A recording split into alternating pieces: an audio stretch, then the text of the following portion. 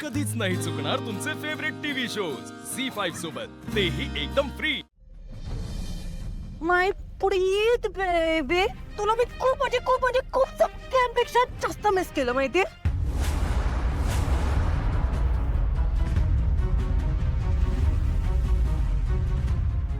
Look at you. ही बावळट नीट काळजी नाही ना घेत तुझी. मूर्ख. पण डोंट वरी, आता मी आली आहे ना, आपण पुन्हा एकदा आधीसारख्या पार्टीज वगैरे करूया. मग यू विल बी रिफ्रेश्ड. दिशा, तुझी काय फालतूगिरी करतेस ना ती बंद कर. हा, पुन्हा या घरात एंटर करायचा ना विचार सुद्धा करू नकोस. बेबी माय एंग्री पर.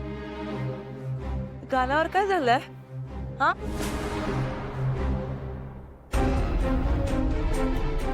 टफ फाईट दिलाय ने ही एवढा मोठा मॅनरलेस बावळट. आणि बेबी, तू काय बोलतोयस? घरात पाऊल ठेवायचा विचार पण करू नकोस. मला कधीच एकटीला या घरात एंटर करायचंच नव्हतं. ते तर आपण दोघं लग्न करून एकत्र पाऊल टाकणार होतो ना त्या घरात. पण तुला आम्ही तुझी योग्य जागा दाखवली होती.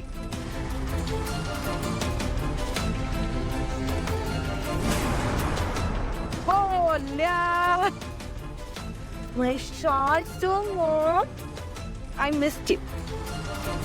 That's mom. तुम्ही मला पाठवलं त्या जागेत, पण मला नाही आवडली ती जागा.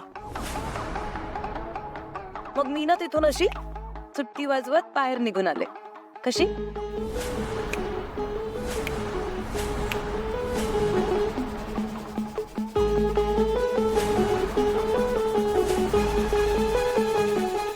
चेहरा आठवतोय ना? ही तीच दिशा आहे जिने बघता बघता तुला ऑलमोस्ट मूर्खात काढलं होतं. अगदी शेवटच्या मोमेंट पर्यंत तुला माझा प्लॅन कळलाच नव्हता. तांब अहिल्या देवी किर्लोस्कर. मोहन, पोलिसांना फोन कर. मी चौकशी केली आहे बहिणी. बेल मिळाली आहे हिला. काही दिवसांसाठी जामिनावर बाहेर आली. मूर्ख मुली, तू जामिनावर बाहेर आली आहेस काही दिवस. फार धाडस करू नकोस, नाहीतर परत तिथेच जावं लागेल. जाऊ ना, संपलं एवढंच.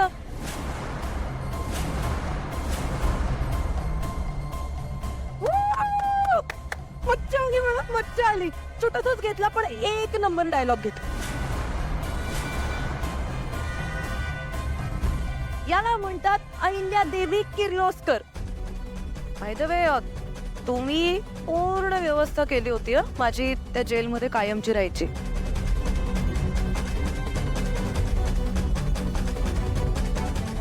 त्याबद्दल सल्यूट. सल्यूट नाही, कमाल काम केलं तुम्ही खरंच, नो डाऊट इन दॅट. पण तुम्हाला सगळ्यांना तो लग्नाचा दिवस आठवतोय, जेव्हा तुम्ही अननेसेसरी मोठा सीन क्रिएट केला होता. सगळेच जण असे तुटून पडले होतात माझ्यावर, आठवतोय? तो तो तो मी एक एक करून माझ्या कानाखाली वाजवले होते.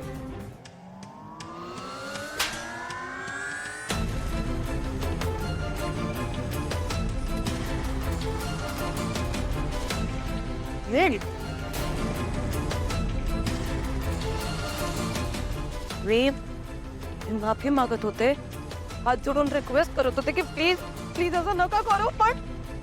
पण या ग्रेट अहिल्या देवी किर्लोस्करला माझी दया नाही आली. उलट मला जेलमध्ये पाठवून दिलं सगळ्यांना. माझा बिझनेस, माझी रेप्युटेशन, माझी प्रॉपर्टी सगळं सगळं सगळं पाण्यात गेलं. मी ना जेलच्या त्या कोठडीत बसून रात्रंदिवस एकच विचार करत होते की असं काय केलं ज्याने माझा प्लॅन फसला ना. आत्ता जामिनावर बाहेर आल्यावर सुद्धा मी लपून छपूनच वार करणार होते तुमच्यावर, पण मग मला बोर झालं. Because that guerilla war is not my style. म्हणून ठरवलं अहिल्या देवी किर्लोस्करला समोरासमोर जाऊन टशन द्यायची.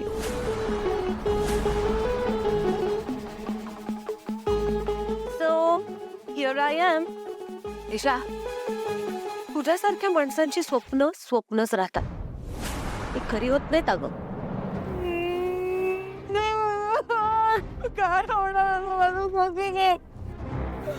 काय करणार आता मी आयुष्यात बाप्पा.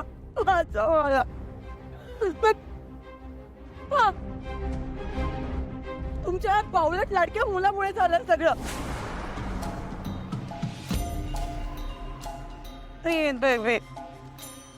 का वागलास यार असं माझ्याशी तू? किती प्रेम केलं होतं तुझ्यावर. हा, मला सांग मी कुठे कमी पडले?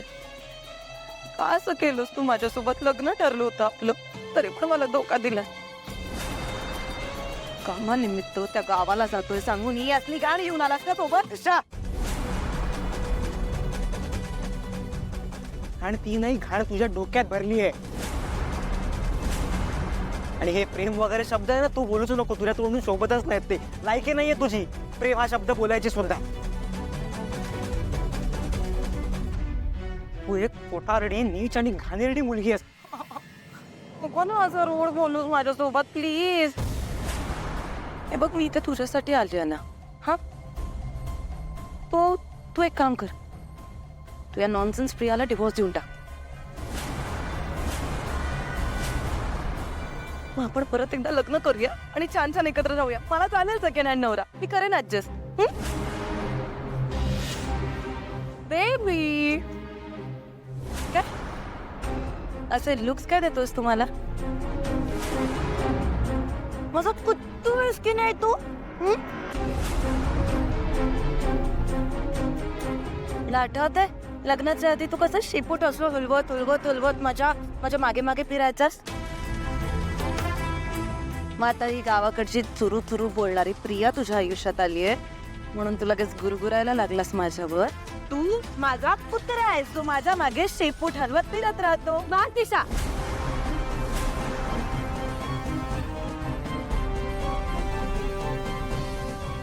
आतापर्यंत प्रीतम एकटे होते, तू त्यांना वाटेल तसं बोललीस, त्रास दिलास, टॉर्चर केलंस, पण आता नाही.